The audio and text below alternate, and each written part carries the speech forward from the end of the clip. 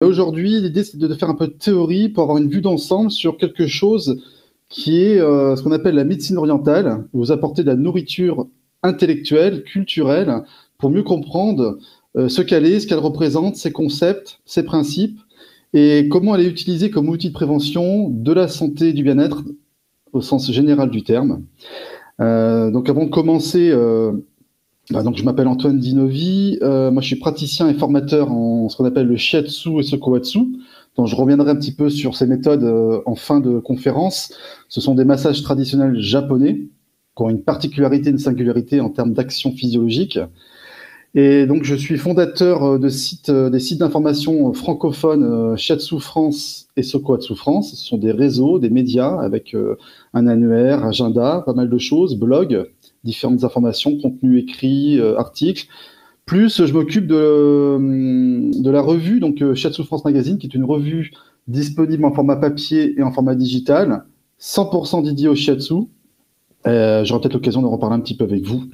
Voilà, donc on passe directement à la première à la conférence, tout simplement. Donc, on va parler donc de médecine orientale, de ses concepts, les grands concepts de la médecine orientale, concepts théoriques, et ses principes de fonctionnement. Donc derrière le mot oriental, on entend en fait tout ce qui touche à l'Extrême-Orient, et derrière l'Extrême-Orient, donc on parle des pays asiatiques et de ce qui se passe et ce qui s'est passé en Asie. Donc ce que l'on peut dire en quelques mots pour commencer, c'est que l'Asie comme continent s'est doté au fil des siècles d'un système de soins qui est en fait un système de soins plutôt unique, parce qu'il repose à la fois sur une modernité, qui est en fait aujourd'hui, cette modernité, elle se manifeste par un système comme, proche de notre médecine occidentale, hein, tout simplement, qui est utilisé dans la santé pour traiter différentes pathologies, donc plutôt en curatif. Et ce système est unique. Pourquoi? Parce qu'il aussi repose, il prend en considération des traditions, donc un héritage culturel qui lui est composé de différentes méthodes qui sont plus ou moins connues, plus ou moins d'ailleurs reconnues, et qui sont plutôt adaptées en préventif. Comment on pourrait définir la médecine orientale? Alors, pour commencer, on pourrait prendre il y a beaucoup dans les traditions, il y a beaucoup de romances, beaucoup de légendes, hein, c'est comme un peu notre mythologie universelle.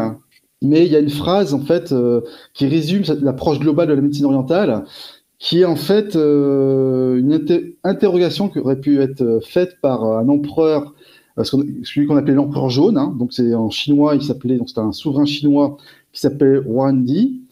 Ce souverain chinois aurait gouverné entre 2600 et 2500 avant Jésus-Christ, donc c'est très difficile de dater et d'identifier des faits sur des périodes aussi lointaines.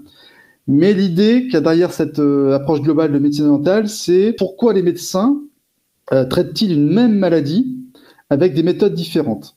Et le médecin de la cour, donc le médecin impérial de l'empereur, aurait répondu: le traitement varie selon la région qu'habite le malade.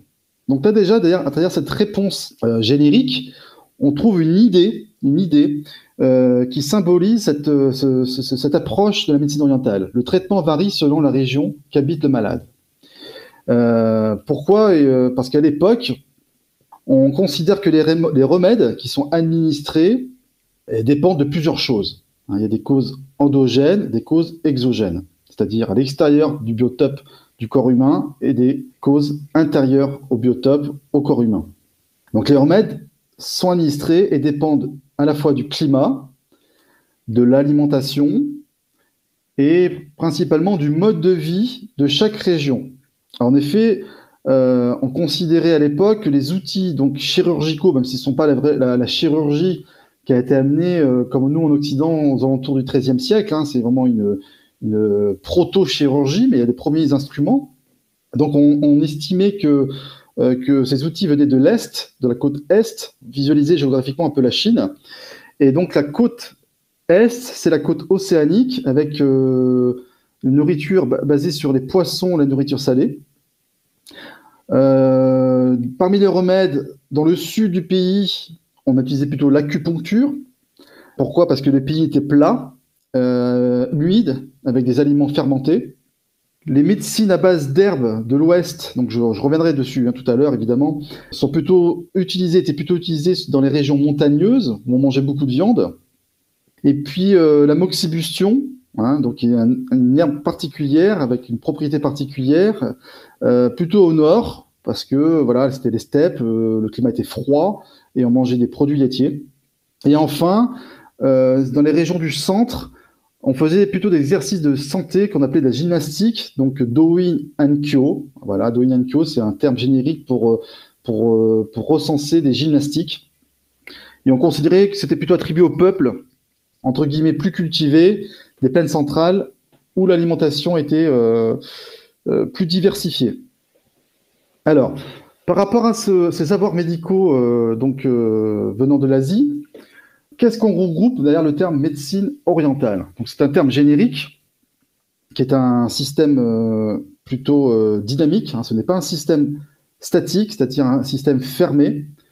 On englobe sous ce terme de médecine orientale les connaissances, l'ensemble des connaissances et l'ensemble des expériences donc accumulées au fil des années, au fil des décennies, au fil des siècles, dans tous les pays d'Asie. Donc, principalement, on va dire des pays majeurs comme la Chine, mais aussi la Corée, le Japon ou encore le Vietnam. On pourrait faire un parallèle, des passerelles évidemment entre ces médecines, cette médecine orientale, ces médecines traditionnelles qui viennent d'Asie et nos médecines à nous, médecine occidentale, en tout cas médecine européenne, ce qu'on appelle les médecines traditionnelles, donc on appelle ça les médecines antiques. Parmi les médecines antiques, on peut citer les grandes médecines. Ce sont des médecines qui ont été élaborées avec des systèmes complexes, subtils, comme la médecine grecque, la médecine romaine, la médecine égyptienne. Voilà. Donc le parallèle, c'est nous avions des médecines antiques, médecine grecque, médecine romaine, médecine égyptienne. En Asie, ils ont des médecines traditionnelles. Médecine traditionnelle chinoise, médecine traditionnelle japonaise, médecine traditionnelle coréenne. Ce qu'on pourrait dire dans cette introduction, c'est que les médecines traditionnelles d'Asie sont encore vivantes et encore utilisées de nos jours, alors que c'est nos médecines à nous, antiques, vous voyez, c'est difficile aujourd'hui de savoir un peu ce qu'était la médecine grecque ou médecine romaine, ça reste quelque chose de très flou. Alors, quels sont les concepts? Il y a quand même des concepts derrière cette médecine orientale qui sont très spécifiques, très singuliers. Alors, ce qu'on peut dire de manière très sommaire. Donc, la médecine traditionnelle, la médecine orientale, elle repose sur différents éléments. Donc, on a parlé de connaissances, d'expérience, de l'empirisme, basé sur l'observation, l'accumulation de connaissances, d'observation, qui touche à plein de domaines. Alors, ça va de l'ésotérisme, en passant par la philosophie, en passant par la science, ou les sciences, certaines sciences en tout cas, en passant par la cosmogonie, en passant même par les religions, les spiritualités. Dans cette médecine conceptuelle qui a formé cette médecine orientale, il y a un concept majeur qui est très difficile à décrire pour nous occidentaux, alors qu'en fait, en réalité, elle est très simple dans cette médecine orientale. C'est ce qu'on appelle en japonais le ki. En japonais, on dit le ki, donc c'est un K et un I. En chinois, on appelle ça le chi. Le chi. En fait, derrière ce mot, il y a plusieurs sens. Voilà. Ce mot revêt plusieurs sens. Et les sens ont évolué aussi selon les époques. Alors, qu'est-ce qu'on peut dire derrière le mot ki? Ça va, dans les définitions, on pourrait traduire ça par le mot esprit. On pourrait traduire ça par le mot âme. On pourrait traduire le mot ki par l'énergie. On pourrait traduire le mot ki par le souffle. On pourrait traduire le mot ki par l'humeur. On pourrait traduire le mot ki par l'atmosphère. En fait, le ki, c'est quelque chose qui se trouve dans toute forme de vie. Toute forme de vie. Donc ça ne touche pas qu'à l'être vivant humain, ça ne touche pas qu'au corps humain, ça touche à tous les êtres vivants. Donc le Qi, on considère que c'est tout ce qui touche au vivant, de l'espèce vivante unicellulaire jusqu'à l'être humain. Et en passant évidemment par les animaux et d'autres espèces. Donc, le Qi, l'action du Qi, c'est une chose qui peut être partagée par tous les organismes vivants. De manière simple, on pourrait dire que le Qi, c'est le mouvement. Le mouvement soutient la vie. La vie est mouvement. Donc, le Qi, c'est la vie. Voilà, tout simplement. Le Qi, c'est la vie. Alors, comment ça se retranscrit de manière plus concrète, de manière physiologique, de manière physique, de manière palpable? Alors, l'action du Qi, j'emploie le mot Qi parce que là, j'oriente un petit peu vers la sémantique japonaise, mais si j'oriente vers la sémantique au langage chinois, je dirais le Qi, c'est exactement la même chose. Alors, l'action du Qi, elle a été systématisée dans le corps humain sous forme d'un flux, ou de plusieurs flux d'ailleurs, qui circulent dans des méridiens. Donc dans des méridiens, je vais revenir sur ce que sont les méridiens, de deux natures, ce qu'on appelle les natures yin et yang, en chinois, yin et yang, et dans des points qui sont situés dans ces méridiens, mais aussi en dehors de ces méridiens. Voilà. Donc le Qi, c'est un ensemble de flux, un flux d'énergie qui circule dans des méridiens qui ont différentes natures dans l'ensemble du corps. Alors, qu'est-ce qu'on entend par ces flux d'énergie? De manière simple, on peut dire qu'il y a différents types d'énergie. On parle des énergies subtiles, par exemple des corps volatiles comme le gaz, c'est-à-dire qu'à l'origine, le Qi représentait le symbole du gaz, de la vapeur d'eau. La vapeur d'eau, avec la chaleur, l'eau s'évapore, donc c'est un gaz. Ça représente l'air, ça représente des liquides, donc des liquides par exemple organiques. Ça représente d'autres liquides comme de l'influx nerveux, comme du sang. Voilà, donc ça représente tout ça, ces énergies. Donc au Japon, par exemple, le Qi, c'est un mot qu'on utilise beaucoup, qui est employé dans le langage populaire pour parler de tout ce qui touche à la santé. De tout ce qui touche à la santé. Et si on a un bon Qi, c'est qu'on a une bonne santé. Une bonne santé physique, une bonne santé mentale. Et donc la santé, si vous voulez, c'est proche de la relaxation. C'est-à-dire quelqu'un qui est relâché, par défaut, par conséquent, c'est quelqu'un qui est en bonne santé. Donc le Qi et le mot Qi dans le langage populaire japonais et le mot relaxation, ils sont étroitement liés. Je vais essayer de définir un peu plus ce mot énergie, parce que c'est vrai, c'est quelque chose qui nous est qui crée beaucoup de fantasmes, en fait, beaucoup de fantasmes et beaucoup de confusion. Alors dans la médecine orientale, les maladies et la santé, c'est quelque part la même chose. C'est-à-dire que les maladies, la santé, ça repose sur des notions de flux d'énergie. Derrière cette notion d'énergie, on parle d'énergie ancestrale. Alors le parallèle qu'on pourrait faire avec nous, dans notre système de soins, c'est tout ce qui touche à la psychologie et le transgénérationnel. Voilà, c'est en fait, on hérite de quelque chose qui peut être d'ordre de gènes, tout ce qui touche à la génétique, à l'épigénétique, la psychologie transgénérationnelle de nos parents, de nos grands-parents, aussi du territoire, c'est-à-dire si on est plutôt d'une famille sédentaire depuis plusieurs générations, avec des modes de vie qui sont liés à ces générations, ou une famille plutôt nomade, on va changer d'environnement en déménageant, changer notre nourriture, changer nos modes de vie. Donc c'est un peu cette énergie ancestrale. L'énergie ancestrale, c'est vraiment l'une des énergies qui composent le flux d'énergie. Il y a l'énergie essentielle, l'énergie vitale, l'énergie nourricière, l'énergie de transformation. Vous voyez, donc il y a plein d'énergies. Bon, je ne peux pas pouvoir les développer aujourd'hui parce que je fais une conférence qui est déjà théorique, qui est déjà assez copieuse, comme vous allez le voir. Mais l'idée, c'est, voilà, je vous donne quelques bribes comme ça pour essayer de structurer, de définir au mieux de manière synthétique les grands concepts, les grandes formules qui composent cette médecine orientale.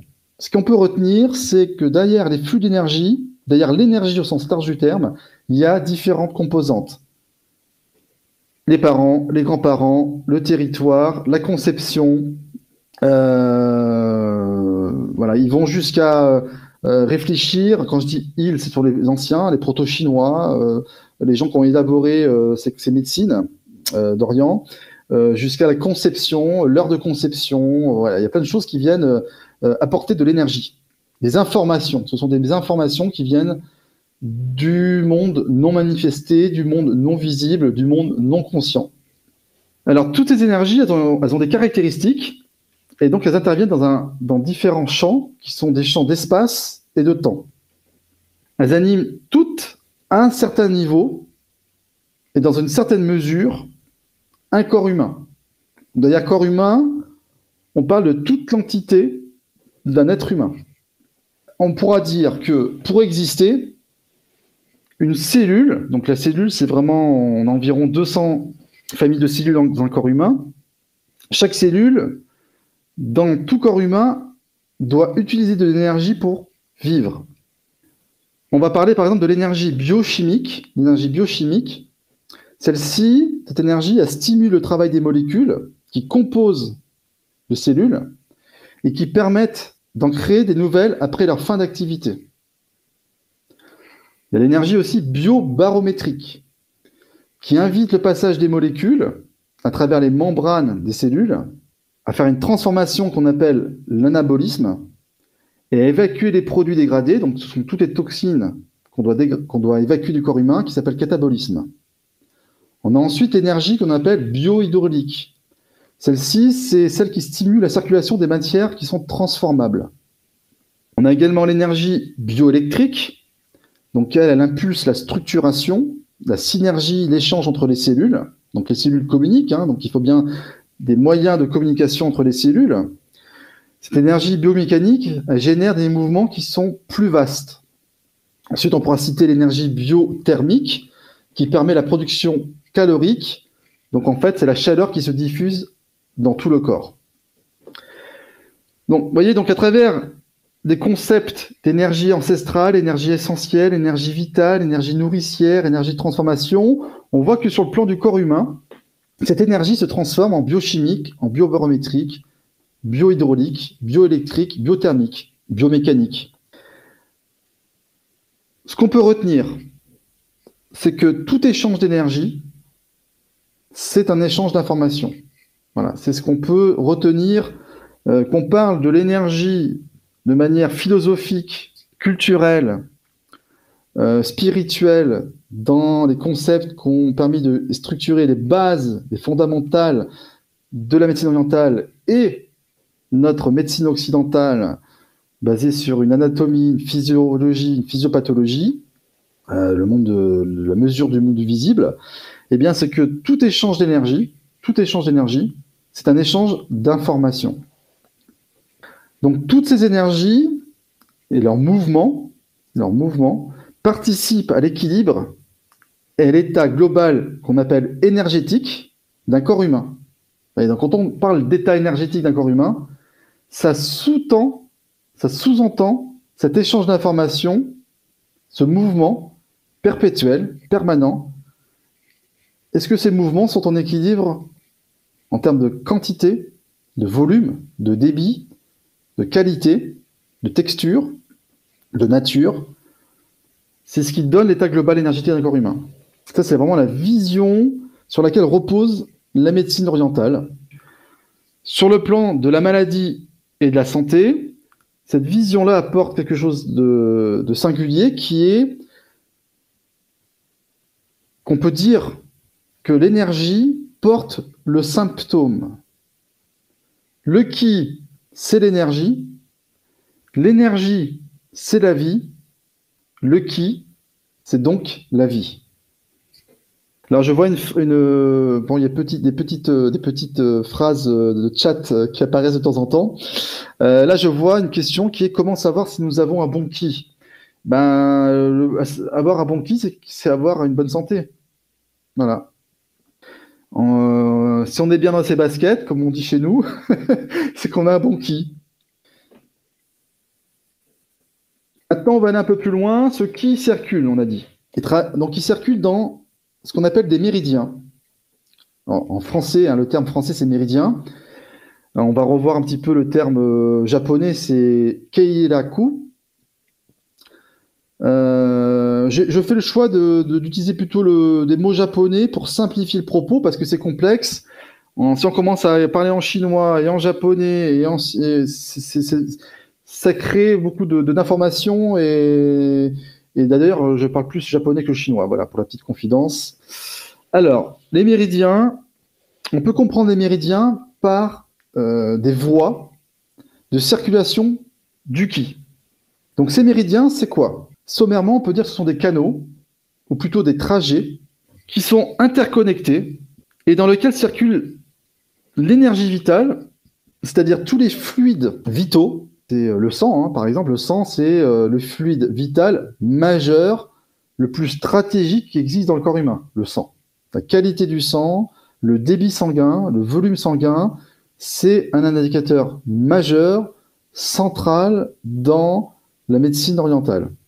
Le mot méridien, en fait, il a été défini par des auteurs européens qui se sont appuyés en faisant l'analogie avec les lignes imaginaires qui sont situées sur le globe terrestre. Les méridiens, ils ne correspondent pas à des trajets sur le plan anatomique proprement dit.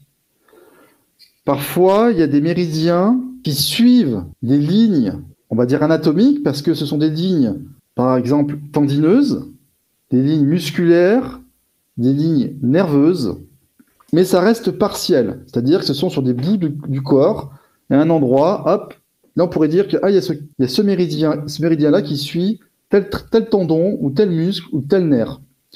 Mais globalement, les méridiens ne suivent pas des trajets anatomiques, en tout cas, de manière, comment dirais-je, en surface. C'est quelque chose, en fait, il y a eu un raccourci de fait par différents groupements, d'abord par les autorités chinoises elles-mêmes, dans les années 50, entre 50 et 54, le gouvernement chinois a schématisé, a fait des raccourcis intellectuels en notant 20 méridiens classiques qui correspondent en fait à des projections réflexes d'organes et de viscères. Et depuis ces années 50, on répète en Occident, on se forme en Occident. Quand je dis Occident, c'est l'Europe en général ou les États-Unis, où on apprend ces 20 méridiens, voire parfois encore moins, même 12 méridiens bilatéraux. Mais en réalité, c'est un raccourci fait par les autorités. Donc, je ne vais pas revenir sur les causes, mais ce sont des causes plutôt politiques, ce sont des causes stratégiques. Hein. En fait, il existe des centaines de trajets en réalité. Il y a une rupture de la connaissance dans les années 50 qui était imposée par le modèle chinois. Voilà, mais je ne vais pas revenir là-dessus. Mais dans la médecine orientale, ce qu'on peut retenir, c'est qu'en réalité, il y a des centaines de trajets, voire des milliers de trajets, donc des milliers de méridiens. Et en fait, le nombre réel de méridiens, il est incalculable. Pour la simple et bonne raison qu'il y a autant de canaux, donc méridiens, donc les canaux, il y a autant de canaux que de ramifications dans le corps humain. Donc, vous voyez, on ne peut pas faire l'inventaire et nommer chaque ramification superficielle, capillaire, rien que le système vasculaire, par exemple. Donc, ça explique en partie pourquoi la science occidentale, la science moderne occidentale, je ne vais pas extrapoler à la médecine occidentale, mais en tout cas la science, les scientifiques ont beaucoup de mal à expliquer ce que sont les méridiens. Je parle vraiment du côté occidental, parce qu'on n'arrive pas à les voir, mais c'est simplement parce qu'en fin de compte, on ne peut pas les visualiser, parce qu'ils représentent l'ensemble des systèmes, de toutes les ramifications du corps. Donc vous voyez, c'est impossible à calculer. Donc, pour résumer cette première partie, on peut dire, de manière sommaire, très sommaire, hein, la médecine occidentale, c'est une médecine en quelque sorte mécaniste. Alors, mécaniste, c'est pas du tout réducteur. Hein. Moi, il n'y a pas du tout de propos péjoratifs ou propos de jugement. C'est juste plutôt basé sur l'histoire, nous avons des histoires culturelles, des histoires politiques, des histoires scientifiques, des histoires spirituelles, religieuses différentes entre l'Europe, même entre les pays européens, il y a quand même des disparités. Les États-Unis, évidemment, et puis l'Asie, et au sein même de l'Asie, il y a aussi des disparités, même s'il y a beaucoup de points communs. Donc la vision occidentale, on pourrait la qualifier de analytique, spécialisée, parfois cloisonnée, voire, on pourrait dire parfois même hermétique, en tout cas très spécialisée, analytique. La vision orientale, par rapport à cette médecine orientale, c'est plutôt préventif, basé sur l'observation, donc il y a quelque chose aussi d'intuitif, et de global. Ce qu'on appelle global, c'est une approche holistique. Pour résumer, moi, je vous donnerai la phrase d'un écrivain britannique, donc George Orwell, donc un écrivain britannique du début du XXe siècle, qui disait, enfin, qui écrivait cette dichotomie médicale, en expliquant par une phrase, en citant la phrase, je comprends comment, mais je ne comprends pas pourquoi. Moi, je trouve ça intéressant comme phrase. Alors, j'ai une autre petite question. On parle des méridiens en Chine et aussi au Japon. Oui, tout à fait. Voilà. Voilà, bon, voilà, je vais en parler maintenant. Hein. Je vais parler maintenant des relations entre les méridiens et les symptômes. Dans la médecine orientale, on considère que si on est en bonne santé, c'est que l'énergie, donc les énergies, donc le ki circule bien dans tous les méridiens. Il circule bien. Le bien, il n'y a pas de notion de valeur, c'est une notion dans mon propre corps, à un certain moment donné de ma vie, contexte, c'est quelque chose de global. Donc il y a un contexte familial, un contexte professionnel, un contexte, etc., biologique, culturel, le rapport au stress, etc. Le ki circule bien dans mon corps, à travers ces canaux, bonne quantité, bon volume, bon débit, bonne qualité, et donc j'ai pas de symptômes. C'est un peu ça, je vais faire raccourci, mais c'est pour comprendre l'idée du fonctionnement et de la vision de cette médecine orientale. En revanche, j'ai un symptôme, on part du symptôme, alors ça veut dire qu'il y a quelque chose qui ne va pas dans un méridien ou plusieurs méridiens, et ce qui ne va pas, c'est pas un jugement de valeur aussi, c'est juste que il y a une ou plusieurs énergies, donc du flux vital, ça peut être du flux nerveux, ça peut être du flux sanguin qui est bloqué ou qui passe trop fort, trop vite, ou pas assez fort, pas assez vite, dans un canal. Alors le canal, pour un méridien, peut être une veine, vous voyez, ça peut être une veine. Je vais prendre un exemple, là j'ai un tableau qui m'a été envoyé par un maître japonais avec qui je travaille, qui est le directeur du yokai, donc ça, je vais vous en parler un petit peu après, c'est quelqu'un qui fait ce qu'on appelle le shiatsu des méridiens, qui est vraiment un shiatsu, le shiatsu, je vais vous en parler aussi après, donc ce massage japonais, mais qui est basé vraiment sur la médecine orientale. Un exemple, on va prendre le premier méridien, donc c'est le méridien qui s'appelle les poumons. Donc les poumons, à un méridien, à même deux méridiens, à droite et à gauche, il y a plusieurs points, donc deux trajets, il est bilatéral. Le symptôme, c'est par exemple, je fais de l'asthme. Donc ça, c'est le symptôme, je fais de l'asthme. À partir de là, dans la médecine orientale, on part du symptôme, quelqu'un fait de l'asthme, alors ça veut dire, il en déduit, qu'il y a un problème de circulation d'énergie, de ki, dans les méridiens des poumons. Voilà, ça c'est un exemple de comment ça fonctionne. La première étape. Évidemment, c'est un système.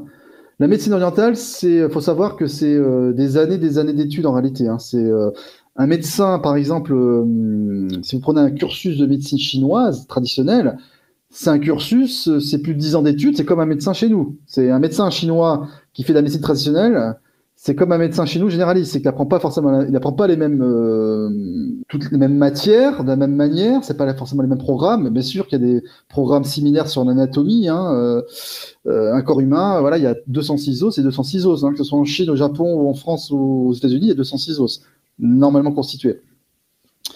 Mais après, il y a des matières qui sont plus ou moins mises en avant, puis voilà, il y a ces concepts-là. Donc, ce qu'on peut retenir dans l'idée derrière la médecine orientale, c'est le symptôme est en lien avec le méridien, qui lui est un canal où circule l'énergie. Je fais de l'asthme, c'est mon symptôme, alors il y a d'énergie qui circule mal dans les méridiens des poumons. Et ça, c'est valable avec l'ensemble des symptômes. Donc là, j'avais juste une petite impression d'écran, un petit tableau sur des symptômes. Alors que c'est plutôt en prévention. Alors évidemment, la conférence que je fais aujourd'hui, j'ai pas le temps de discuter de la législation française, mais la médecine orientale n'est pas du tout reconnue en France. Il y a eu 2 diplômes universitaires en acupuncture dans la faculté de médecine, mais c'est pas du tout reconnu. Enfin, en tout cas, c'est pas reconnu, c'est reconnu sans être reconnu. Il n'y a pas de prescription médicale. Vous pouvez voir un médecin généraliste qui a un DU d'acupuncture, mais quelqu'un qui est pas par exemple, il faut faire de l'acupuncture, qui n'est pas un médecin en France, il n'a pas le droit de faire de l'acupuncture. Vous voyez, donc ça reste encore, il y a beaucoup de choses à travailler en termes de reconnaissance, en termes d'intégration de système médical, que ce soit en prévention, même en prévention. Hein. Mais ça, j'ai pas le temps de l'aborder. C'est déjà très complexe en soi, les aspects juridiques, les aspects législatifs, etc. Ce qu'on retient pour aujourd'hui, c'est un symptôme, problème d'énergie dans un méridien.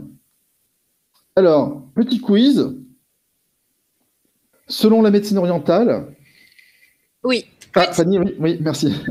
En même temps, en train de zoomer, dézoomer. Ouais, merci.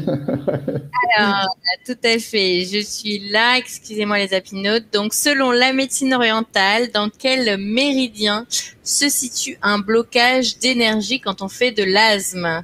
Méridien du foie, méridien de la rate, méridien des poumons ou méridien du cœur? Nous vous laissons un instant pour répondre. Et en parallèle, je réponds à l'un d'entre vous pour dire que le support sera évidemment en pièces jointes et disponible avec le replay dès ce soir. Donc, qui dit support dit le tableau qu'Antoine vient de vous présenter. Parce qu'apparemment, le tableau a fait des adeptes, Antoine. En tout cas, des curieux. Des curieux, voilà. Bon, c'était plus explicite, sûrement d'associer à des organes pour les novices que nous sommes, je veux dire. Alors, il faut bien rappeler, bon, c'est vrai que j'en profite pendant le quiz. Là, c'est vraiment quelque chose. C'est une vision qui est très particulière, très singulière. Il y a encore les aspects juridiques et législatifs à élaborer. Hein. C'est arrivé depuis les années 60, hein, entre les années 50 et 70, grosso modo en Europe, mais on a très peu avancé sur ces sujets. Hein. Donc il reste tout à faire, hein, tout ce qu'on appelle les pratiques alternatives, les médecines alternatives et complémentaires. Donc il ne faut pas le prendre au premier degré. C'est une vision. Là, moi, je suis là pour un peu commencer à donner quelques informations pour essayer de comprendre sur quoi ça repose et comment ça fonctionne. D'accord. Alors, je vais juste mettre fin au sondage et dire que la plupart d'entre vous, pour ne pas dire 99% d'entre vous, ont choisi le méridien des poumons, Antoine. Bien, donc, bravo. Voilà. Alors souvent, c'est du bon sens parce que ça correspond assez facilement. On se dit trouble respiratoire, l'asthme, ça passe par les poumons. Parfois, c'est plus élaboré, un peu plus subtil. Mais voilà, donc en tout cas, l'idée est là. J'avais plusieurs questions, il y a pas mal de questions, alors je vais pas pouvoir répondre à toutes les questions, autrement je vais pas pouvoir finir la conférence, mais en tout cas... Ah oui, c'est vrai, il reste une vingtaine de minutes. Oui, il y a beaucoup de choses à dire encore. Donc la cosmogonie, c'est un principe mythologique, donc c'est reposé sur la mythologie asiatique, sur la conception du monde. Une autre question. La médecine orientale n'est pas largement utilisée, voire conseillée en France. Pourquoi? Ben voilà, dans ça, je ne veux pas le développer. J'ai pas les réponses à pourquoi. Je pense qu'il faut faire de la pédagogie, je pense qu'il faut structurer, je pense qu'il faut faire du lobby, je pense qu'il faut mieux former. Je pense qu'il y a beaucoup de travail à faire en termes de pédagogie. Voilà. Et faire des liens avec les médecins, les ordres, etc., etc. Les hôpitaux, il y a beaucoup de travail. Alors, continuons. Les médecines, maintenant, je vais plus aller au Japon. Alors, la médecine orientale, Chine, Japon, Corée, merci Fanny, hein, Vietnam, etc. C'est vraiment l'Asie au sens large du terme, même s'il y a des pays qui ont pu œuvrer sur le plan culturel, même militaire, hein, clairement, politique. La Chine a fait un travail majeur, mais un pays comme le Japon a élaboré aussi sa propre médecine traditionnelle.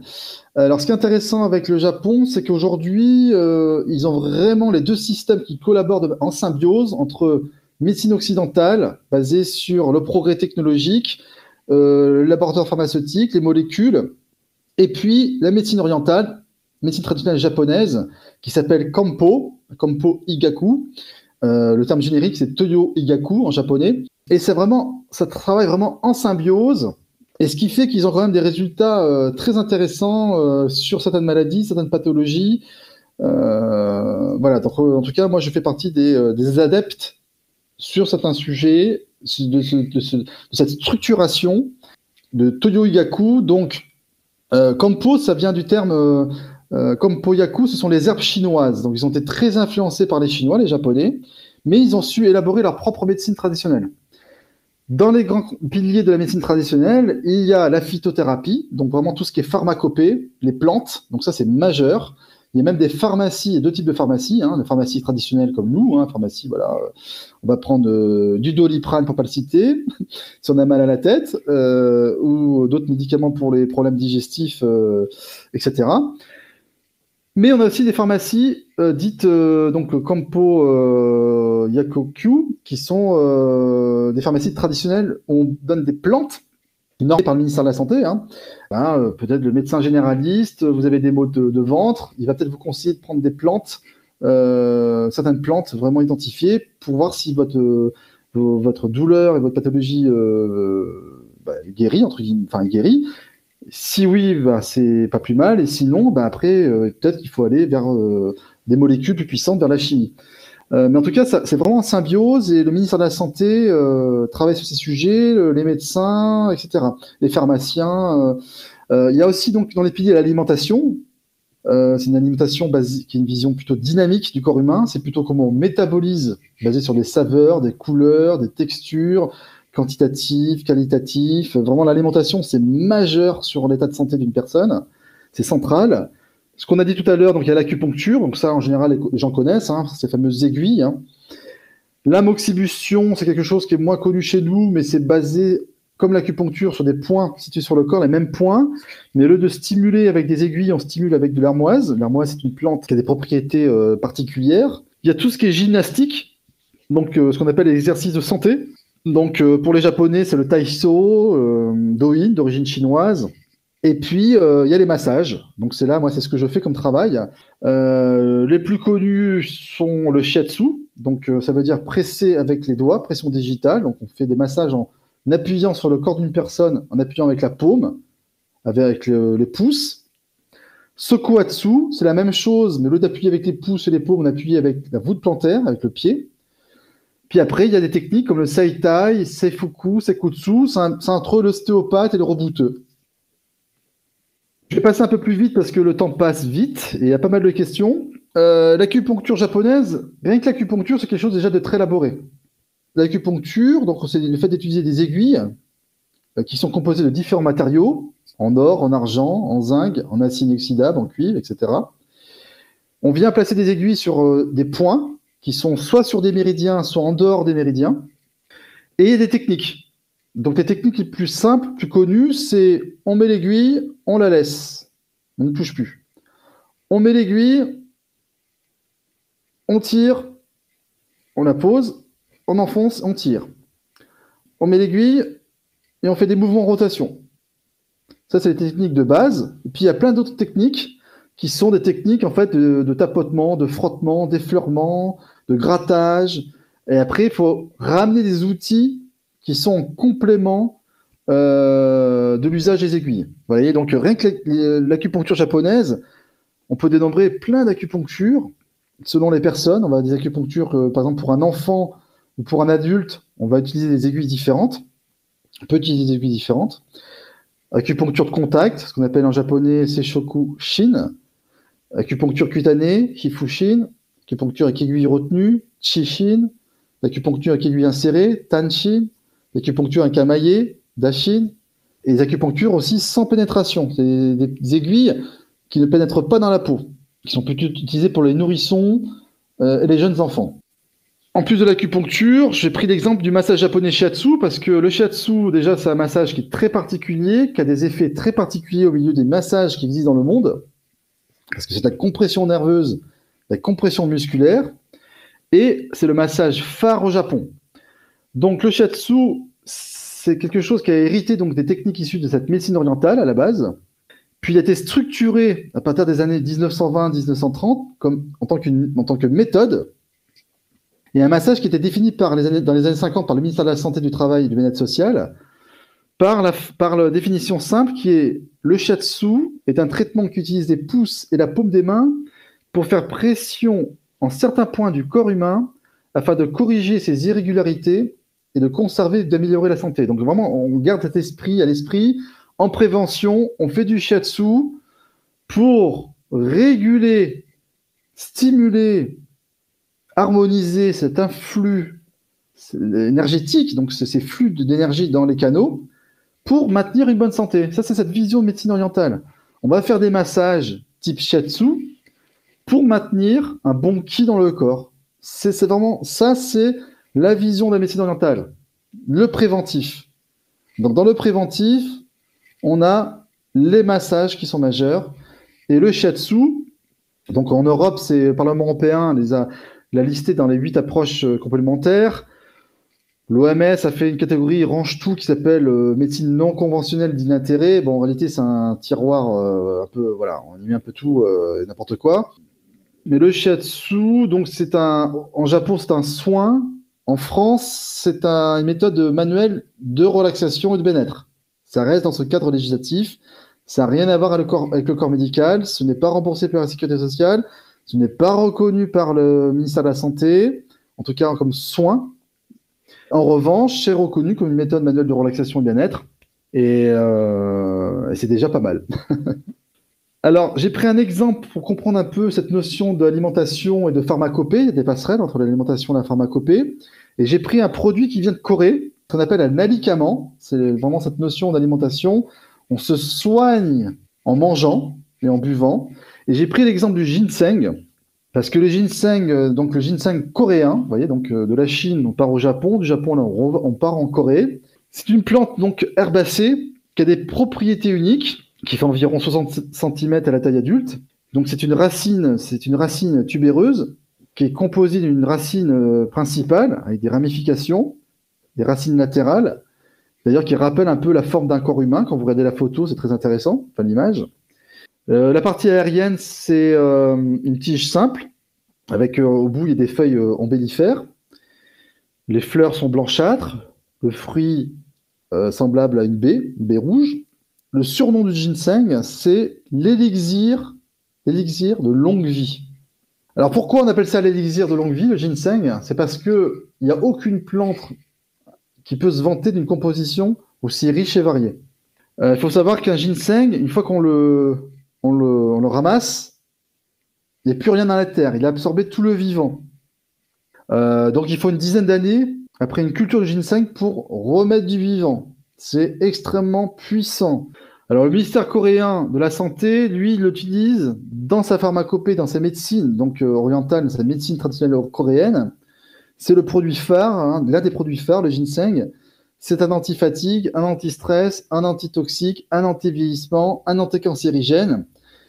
Il a des actions gastriques, des actions reconnues contre le diabète. Alors, tout ce que je vous dis là, c'est ce qui est diffusé de manière officielle par la Corée.